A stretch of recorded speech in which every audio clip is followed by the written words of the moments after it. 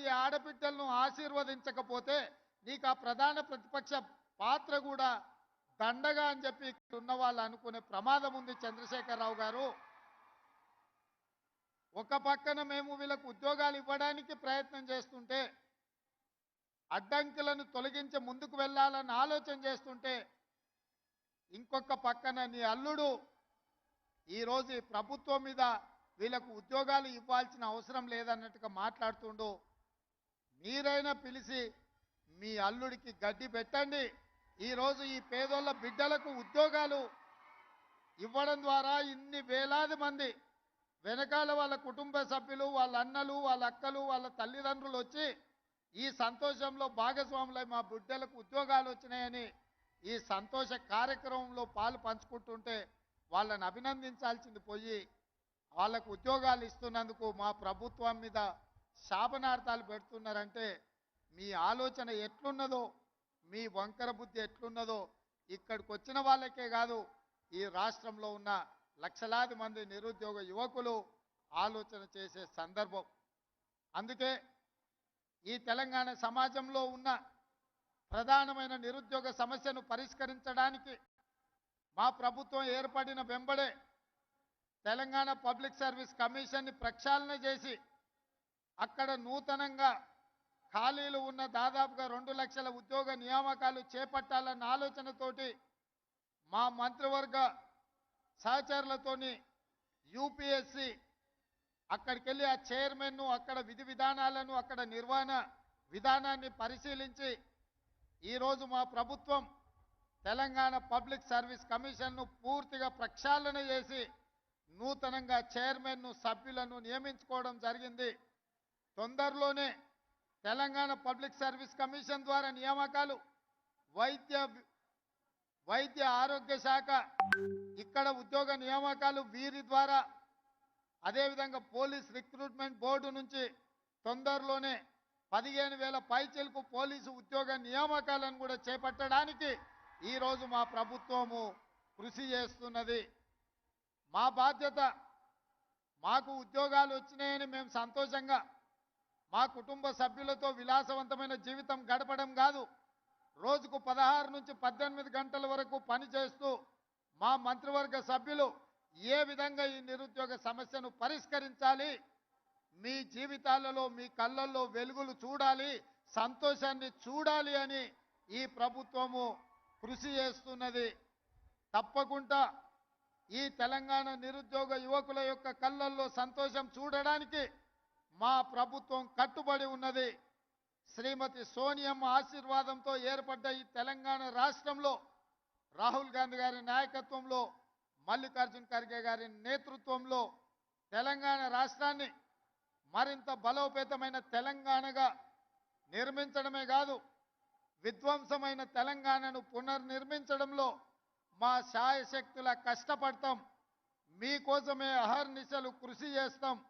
నిరుద్యోగ యువకులకి వేదిక మీద నుంచి నేను భరోసా ఇస్తున్నా, సంవత్సరం తిరిగే లోపల 2 లక్షల ప్రభుత్వ ఉద్యోగ ఖాళీలను భర్తీ చేసే బాధ్యత మాది. ఇచ్చిన మాట నిలబెట్టుకుంటాం. ఆనాడు 2004లో తెలంగాణ రాష్ట్రాన్ని ఇస్తానని కరీంనగర్ గడ్డ మీద నుంచి శ్రీమతి సోనియా గాంధీ గారు మాట ఇచ్చిండ్రు. ఇచ్చిన మాట నిలబెట్టుకొని 2014లో తెలంగాణ రాష్ట్రాన్ని ఏర్పాటు చేయడం జరిగింది. అలాంటి మాట తప్పని, మడమ తిప్పని శ్రీమతి సోనియా గాంధీ గారి నాయకత్వంలో ఏర్పడ్డ ఈ ప్రభుత్వం మీకు ఇచ్చిన మాట నిలబెట్టుకుంటుంది. మీ నిరుద్యోగ యువకుల యొక్క ఆకాంక్షలను నెరవేర్చడానికి తప్పకుండా 2 లక్షల ప్రభుత్వ ఉద్యోగ ఖాళీలను భర్తీ చేస్తాం. మీ కళ్ళల్లో ఆనందం చూసి ఫామ్ హౌస్లో ఉన్న వాళ్ళు కుళ్ళుకున్నా,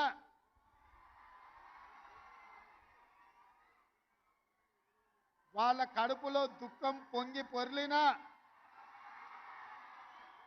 వాళ్ళ శాపనార్థాలు ఎన్ని పెట్టినా ఒక్క మాట చెప్పదలుచుకున్నా, పిల్లి శాపనార్థాలకు ఉట్టి తెగిపడదు హరీష్ రావు గారు.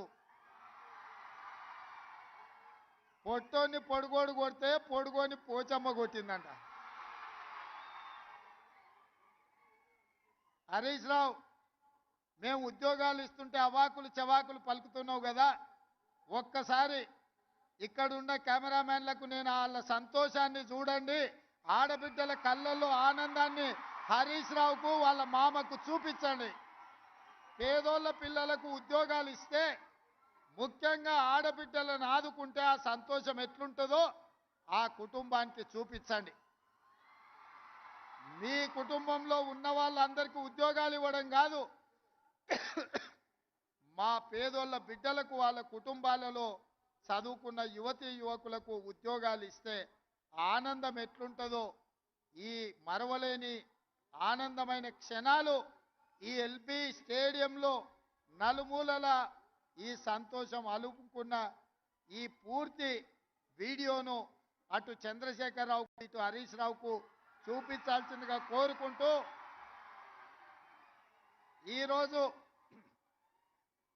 వైద్య ఆరోగ్య శాఖలో ఉద్యోగాలు నియామకాలు చేపట్టినాం.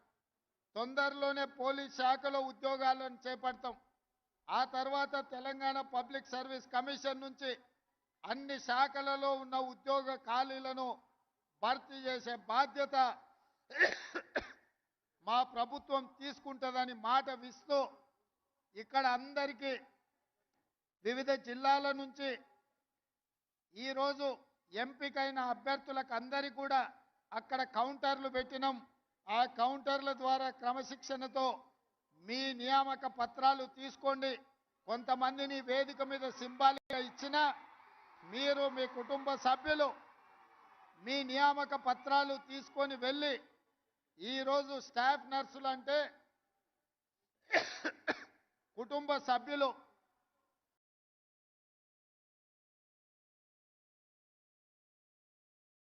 వాళ్ళకు కూడా కన్న కూతుర్లలాగా వైద్యాన్ని అందించేది మీరు. మీరు డాక్టర్లు మీరే, డాక్టర్లు మీరే. కష్టంలో వచ్చిన వాళ్లకు ఒక నమ్మకాన్ని, విశ్వాసాన్ని కల్పించి వాళ్ళని ఆరోగ్యం కుదుట పడే విధంగా సపర్యలు అందించేది మీరే. ఖచ్చితంగా ఒక ఆరోగ్యవంతమైన తెలంగాణ